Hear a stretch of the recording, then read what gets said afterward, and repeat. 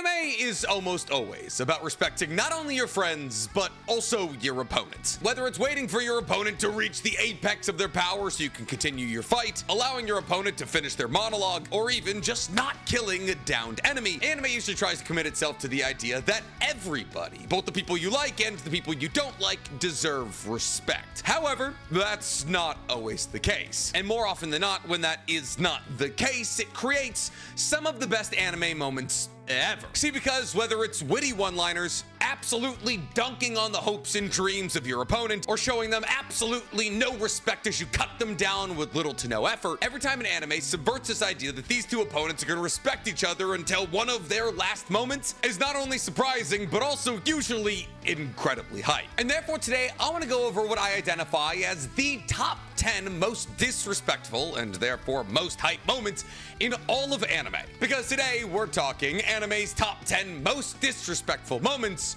ranked and explained. But before we get to ranking or explaining anything, guys, please, for me, like this video, subscribe to the page, and hit that noti bell. And if you guys are looking for one additional Nick video every single week, you guys can go ahead and find my Naruto reaction series using my fourth wall link in the description below. We're on to the one-on-one preliminary fights, and Kiba and Naruto are boxing it out. But before we get into all that, today we're going to talk about our favorite recurring sponsor to the page, Rocket Money. Listen, I subscribe to a lot of different places to watch a lot of different content. When you're a fantasy anime nerd who loves live sports, you subscribe to a lot of things and then forgot you subscribed to them. And so recently I realized through the help of Rocket Money that I was paying $225 a month in subscriptions I was not using. And that's almost $3 grand a year. So you're gonna have to trust me when I say I got a lot of money for today's sponsor, Rocket Money. See, Rocket Money is a personal finance app that helps you cancel subscriptions, lower bills, and manage your money better. See, because while I'm currently using Rocket Money to cancel unwanted subscriptions, as Rocket Money safely and securely identifies recurring charges and cancels unwanted subscriptions for you, making it so easy that you can cancel those subscriptions within the app with just a couple of taps, no need to make a customer service call. I also use Rocket Money to lower my bills and set budgets. See, I run 4 YouTube channels, and those respective YouTube channels need their own budgets. Rocket Money allows me to analyze my spending habits on those channels and create a custom budget that fits the lifestyle of those individual channels. And thus I can monitor my spending by category and get notifications when I've exceeded my limits. So what are you waiting for? Rocket Money helps its average customer save up to $740 a year when they use all of the features available.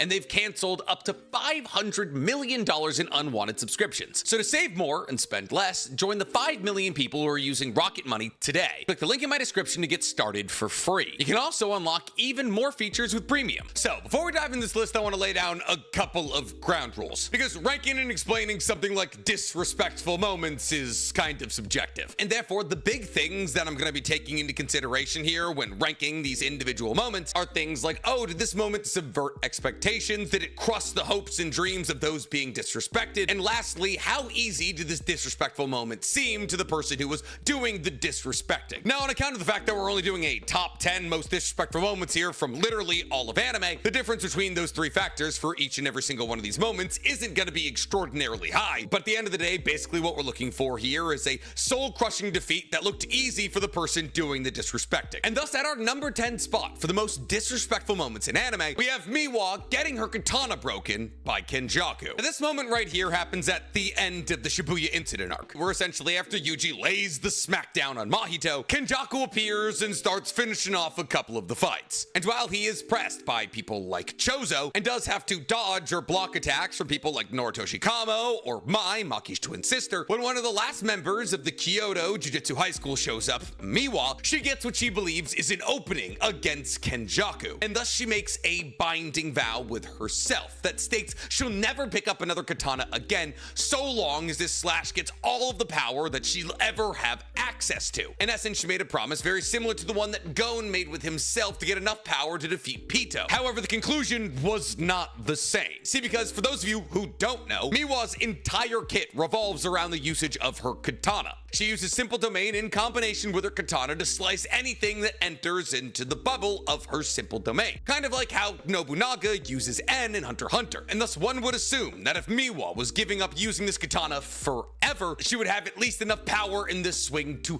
damage Kenjaku. But that's not the case. Instead, Miwa uses what is effectively going to be the last sword slash of her entire life to try to cut down Kenjaku, simply for Kenjaku to turn around and catch the sword with his hand. And not only did he catch the sword with his hand, not damaging his palm in the slightest, he also snaps her katana. The moment gets worse than this for Miwa, because after snapping what is effectively going to be the last offensive attack Miwa would ever be able to get to launch, Kenjaku activates his ultimate Uzumaki, his essentially ult, blowing away what was left of Shibuya and finishing the fight. Now, obviously, this moment was ridiculously disrespectful to Miwa. However, the reason that I have it at number 10 is because if you believed that Miwa, the least relevant character from the Kyoto High School outside of the Flying Witch Girl, was going to be the one to even do a remote amount of damage to Kenjaku, you were kind of tripping to begin with. Yes, it was disrespectful, but also it was kind of predictable. So even though Miwa had to literally give up the way of the blade and therefore essentially give up the way of being a jujitsu sorcerer, all in an attack that accomplished quite literally nothing because of the difference in power between Miwa and Kenjaku, I have to put this at number 10. But since we're talking about power systems based on the universe of Hunter x Hunter, up next let's talk about a little bit of disrespect that came from the universe of Hunter x Hunter. Because at number 9 on our list of anime's most disrespectful moment,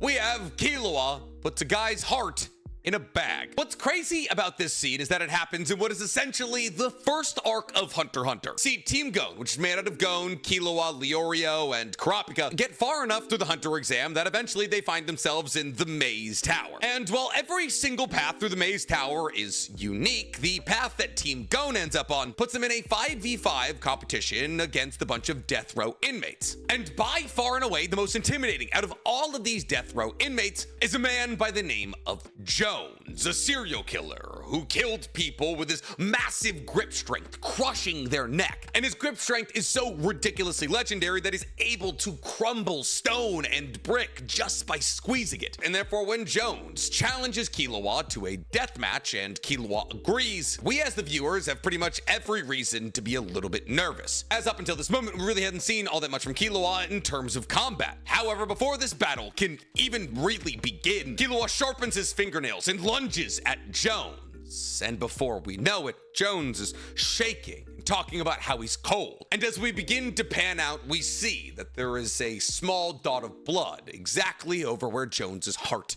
used to be. And as Jones turns around to face Killua, who's now behind him, Killua extends his arm, and in his hand is a paper bag filled with a still beating heart. Now Jones, who's never had to be on this side of the equation when it came to the loss of human life, began to plead with Killua to give it back to him. But as he started to walk towards Killua, obviously he falls down and dies with his hand outstretched. But Killua, in maybe what could be identified as a respectful moment, takes this heart in a paper bag, or maybe just Jones's t-shirt, I'm just now realizing it's also the same color as Jones's t-shirt, and places it into the hand of the dead man. And if ripping out an overconfident serial murderer's heart before he can even realize that it's out of his chest is not disrespectful, and placing it in his dead hand is not disrespectful, there's also the fact that after Killua kills this man in less than a second, he begins to talk about how he really didn't do all that good of a job, and that how when his father, Silva, rips a man's heart out, he does it without a drop of blood leaving the chest. Now listen, if it is a paper bag that Killua puts Jones's heart in, that obviously ramps up the disrespect of this moment even higher, because that would imply that Killua had to bring a paper bag to this fight with the possible full understanding that at some point he was going to have to put somebody's heart in one. But even if he didn't bring his own paper bag, I'd say handing somebody their own heart's pretty disrespectful, and thus Killua gets our number 9 spot. But at least it was over quickly for Jones. I can't say the same for our next spot, because coming up at number 8 in our list of anime's most disrespectful moments, we have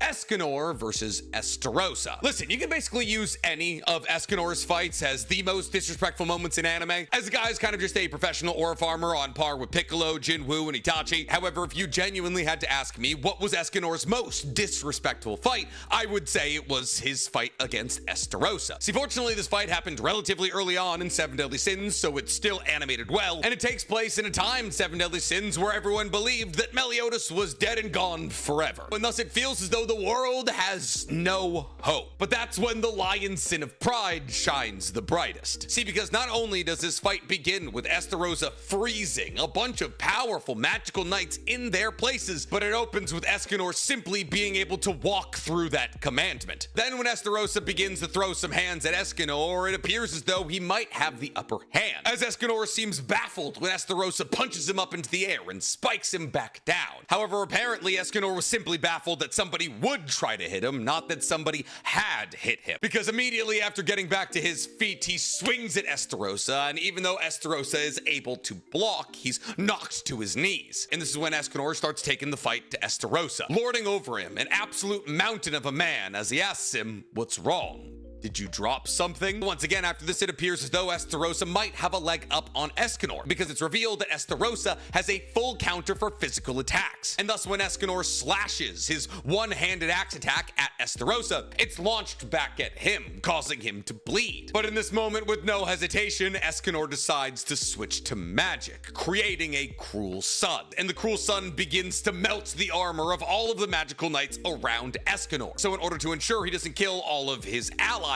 he asks Bond if there's still a lake outside of the gate, to which Bond says, yeah. And thus Escanor, with absolutely no hesitation, boosts Estarossa out of the city, hurls a cruel sun into him, launches him into the lake, and uses Pride Flare to not only melt away half of Estarossa's body, but also evaporate an entire lake with one move. But Nick, Estarossa survives this attack. You're right, he does. And he's even able to blot out the sun of Escanor as he tries to use Cruel Sun once more. But as Estarossa begins to monologue about how he could blot out Escanor's sun, Escanor once again knocks him to his knees and delivers one of the hardest lines in all of anime history as he says, "You said you could blot out my sun.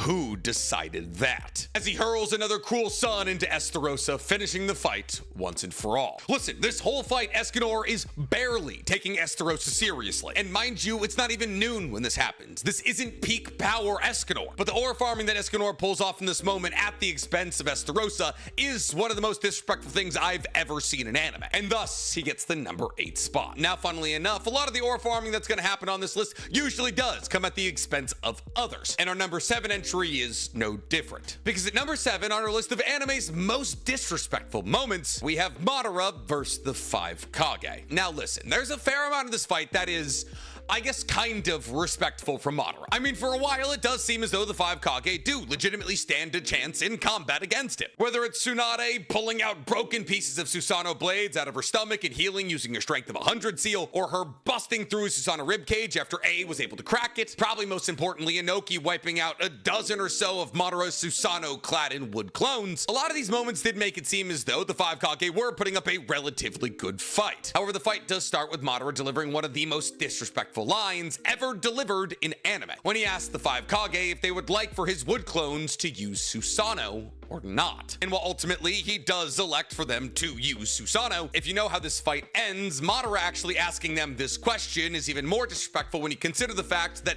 Madara doesn't clad any of his wood clones with a perfect Susanoo. And it's not actually until the 5 Kage are saved from a deep forest emergence by Inoki, and Inoki's able to destroy 12 or so wood clones clad in a humanoid Susanoo, that Madara finally says, "Okay, fine, I'll show you what a perfect Susanoo looks like." After which he literally off-screens all 5 of the Kage, putting them on the brink of death. So even if the Kage did say, "Yeah, sure, throw the Susanoo on all of your wood clones," Madara wasn't even asking them if they wanted him to use his full power. And that is disrespectful. So for that, Madara gets the number 7 spot. However, Madara has never disrespected somebody so hard that it literally stopped their theme song. No, that's an honor that's reserved for one man and one man alone, and that man's name is Aizen. See, in episode 61 of Bleach, when Aizen launches his offensive against the Sarate, we still weren't entirely sure just how powerful Aizen was. I mean, yes, he was a former captain, a member of the Gote 13, and yes, he seemingly had the ability to manipulate the entirety of the Sarate into believing that he was some kind of good guy, a training arc that gives him access to Bankai, what's believed to be the pinnacle of power in Bleach at that moment. And thus Ichigo with his Bankai, what we believe to be his strongest ever form, surely couldn't be defeated by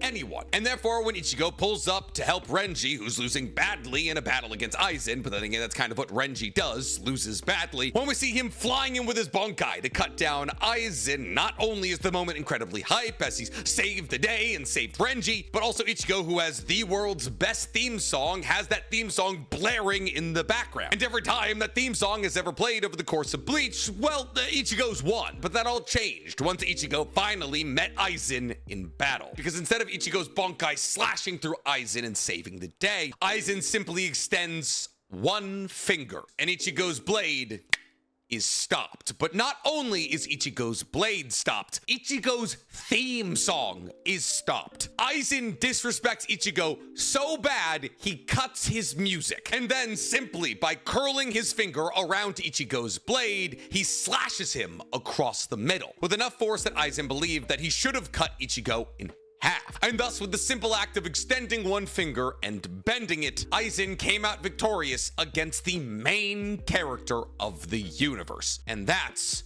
kind of crazy, but also very disrespectful. But what's more disrespectful? Using your finger to cut down somebody using their strongest attack, or using a butter knife? Well, I'd say using a butter knife. And that's exactly what happened in our number 5 spot. Because coming up at number 5 for the most disrespectful moments in all of anime, we have Mihawk versus Zoro. See, listen, this moment sucks for Zoro. Zoro, as many of you know, has had a lifelong ambition of becoming the world's greatest swordsman. However, unfortunately for Zoro, before he even makes it to the Grand Line, he bumps into the world's greatest swordsman. And because Zoro has made quite a great name for himself in the East Blue, which Mihawk scoffs at on account of the fact that the East Blue is the weakest out of all 4 seas, Zoro believes that with his 3-sword style onigiri, he should be able to cut down Mihawk and gain the title of the world's strongest swordsman. However, rather than unsheathing his massive legendary sword that Mihawk can use to slice through entire battleships, Mihawk, while calling Zoro a frog in the well who has no idea how big the world is, unsheathes a 2 to 3 inch knife from the cross in his necklace. Now, Zoro takes this as a disrespect, but still lunges in to attack Mihawk. And before you know it, all 2 to 3 of Zoro's blades are blocked with just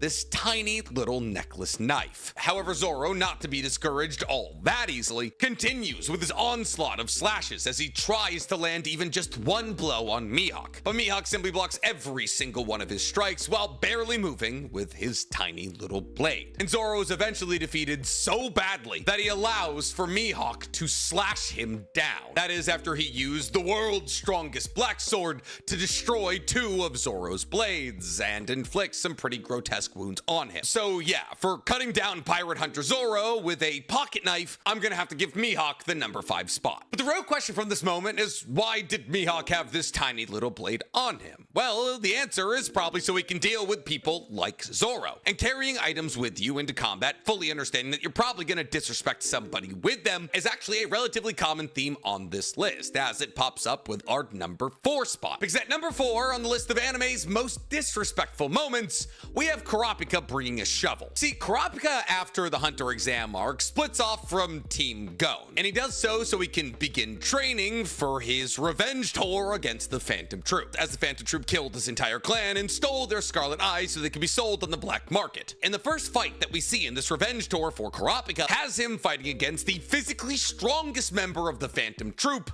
Uvagin. Now, Uvagin is an enhancer whose right straight punch is as strong as a missile. He killed a sniper by throwing a stone at him, he ate bazooka rounds like they were nothing, and he mercilessly destroyed the Mafia's strongest hunters by biting through their skulls, blowing up the ground that they're in, or using the skull that they bit off the other high-level hunters to, well, spit through the skull of other high-level hunters. It seemed as though there was no one and nothing that Uvagin could not kill. It was, of course, until Kurapika pulled up. And here's the thing. While Kurapika does obviously struggle in this battle against Uvagin, as Uvagin is able to do things like shatter Kurapika's arm even though he was able to block, over the course of their battle it becomes increasingly more clear that Kurapika's A, commitment to training, and B, self-imposed nen restrictions that said that he can only use a couple of his hand chains against members of the Phantom Troop were enough to allow him to win in this battle against Uvagin. As Kurapika is able to use one of his chains to not only bind to Uvagin, but also also force him into a state of Zetsu, not allowing him to use his Nen, use one of his chains to heal his shattered left arm, and use one of his chains to puncture through Uvagin's chest and wrap his heart, telling Uvagin that if he doesn't give him information about the Phantom Troop, he'll explode his heart. But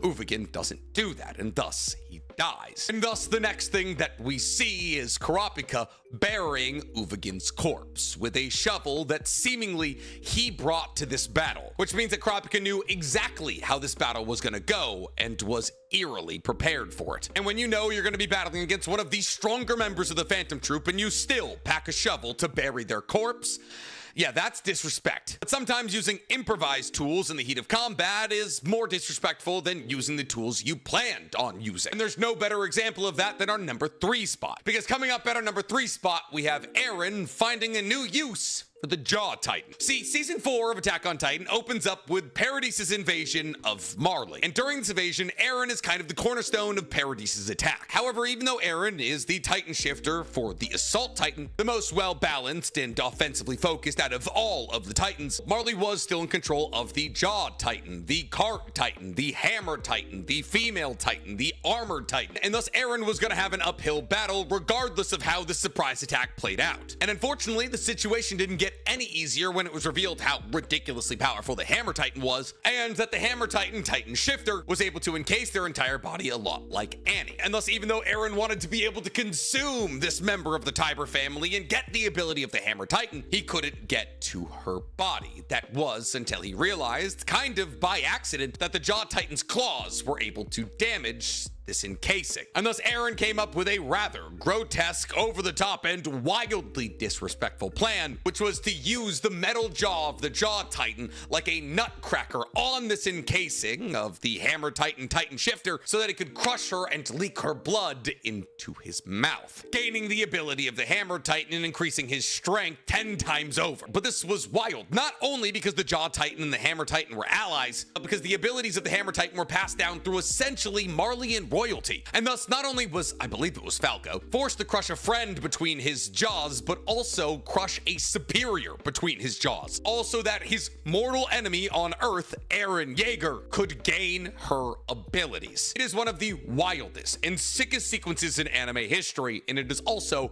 absurdly disrespectful. And thus, Eren gets our number 3 spot. Oh yeah, not to mention that he rips off all of the limbs of the Jaw Titan and then smashes his head into the ground repeatedly until Reiner decides, oh yeah, maybe I should fight. But still, ripping a guy's limbs off and then using him as a nutcracker is not as disrespectful as having so little respect for your opponent that you literally pause the fight for a second so you can grab your student so you can demonstrate to your student how domain expansions work. And unfortunately for Jogo, that's exactly what happened in our number 2 spot. Because at number 2 on our list of the most disrespectful moments in anime ever, we have Jogo versus Gojo. Listen, I don't think there's anybody in the JJK universe who got it worse than Jogo. Jogo is by far and away one of the most powerful cursed spirits we ever saw in JJK. Not only did he have a domain expansion that once you were pulled into it, you essentially melted, but Sukuna himself said that Jogo was roughly as powerful as 9 fingers of Sukuna, meaning Jogo was almost half as powerful as a full-powered Sukuna. And yet even though Jogo had access to this ridiculous amount of power, unfortunately, really the only 2 people that he ever has to fight are Sukuna and Gojo. And you know, like Maki and Nanami, but that's hardly a fight. And that kind of is a testament to how powerful he is. However, in the first real fight we ever see from Jogo, in order to solidify just how powerful Gojo is, he decides to attack him and essentially challenge him to a 1v1. And it doesn't go well for Jogo. See, not only does Jogo open the fight launching a fireball at Gojo that he believes completely eviscerates him, only for it to be revealed that Gojo is completely fine, but he then, after this moment, launches a volley of all of his most powerful attacks at Gojo. Once again, unfortunately, Gojo is fine. And while Gojo essentially yawning his way through the onslaught of ridiculously powerful attacks that would have killed 99.999% of sorcerers on Earth, Gojo, who was apparently feeling bad for Jogo, says, come here. I'll show you why I'm unaffected. And then in chibi form, he reaches out his hand to Jogo to demonstrate to Jogo that he'll never be able to pierce through his infinity, or at least for as long as Gojo doesn't want him to. Because immediately after this moment, he clasps Jogo by the hand, pulls him in, and rockets him in the stomach with a punch. He then proceeds to lay the smackdown of a century on Jogo, and after absolutely laying into him, him. He says, wait, hold up here a second. I gotta grab somebody. And then he uses his blue to teleport to go grab Yuji. And then he's like, hey, Yuji, this guy's about to use his domain expansion. Isn't that cool? I'm gonna show you how domain expansions work. And wouldn't you know it, Jogo does use his domain expansion, which should have killed Yuji, except for the fact that Yuji was holding Gojo. And Gojo explains all of this to Yuji as Jogo is using a thing that should kill literally everyone on Earth that's pulled into it. And then Jogo looks at Yuji and says, I'm gonna completely break down this domain expansion he's using that he thinks is cool. And then he hits Jogo with Infinite Void, and there is just nothing Jogo can do. And as Jogo has forcibly all of the universe's information jammed into his head, Gojo pops over and twists his head clean off. Now, could Gojo have done that from the very beginning? Yeah. 100%. But because Gojo thought this would be a good learning opportunity for Yuji, he decided, yeah, whatever. I'll let him use his domain expansion so I can teach Yuji about how to be effective against these. If somebody's like, hey, hold up, I want to show my student how to beat your ass, I am leaving. But is that more disrespectful than watching an entire army that you're 1v1ing against struggle against trying to stop one meteor only to reveal that there's a second one coming? Well, personally, I don't think so, which is why Gojo is at our number 2 spot. And therefore, at number 1 on our list of the most disrespectful moments in anime, we have Madara asking, well, what are you gonna do about the second meteor? Listen, everything about what Madara did during the 4th Great Shinobi World War was disrespectful. I mean, the man was fighting a 1v80,000 and winning. However, when he finally decides to get at least a little bit serious, he summons not even his perfect Susanoo, clasps its hand together, and calls a meteor down from space. A meteor that would have wiped out a large section of the Shinobi Alliance. However, fortunately, because of the combined efforts of Gaara and Inoki, with Inoki using his lightweight boulder jutsu and Gaara holding the meteor back with sand, the Shinobi Alliance, which was powerless to do anything against this meteor, was saved. And they were saved to such a degree that they began to celebrate, as the strongest amongst them showed that they would be able to stand up to the ridiculous might of Madara. However, those cheers quickly dissipated as Madara asked all of them, what will you do about the second meteor? And in that moment, it's revealed that even though Inoki and Gaara gave their all to stop one meteor, right behind it, there was a second one. And that meteor crashes into the first meteor and eviscerates a large portion of the Shinobi Alliance. And we learn over the course of Madara's battles against a myriad of different people in the 4th Great Shinobi World War that it could have been more than 2 meteors rather easily. Madara, in his 3 Rinnegan mode in his final battle against Sasuke and Naruto, summoned somewhere in the region of 30 meteors. And while yes, this iteration of Madara is stronger than the Madara that we saw in the beginning of the 4th Great Shinobi World War, this moment solidifies the fact that Madara truly summoned one meteor just to see what these little ants could do about it. And to me, because Madara specifically designs a series of events to ensure the most heartbreak possible out of the Shinobi Alliance, is the most disrespectful thing ever done in anime.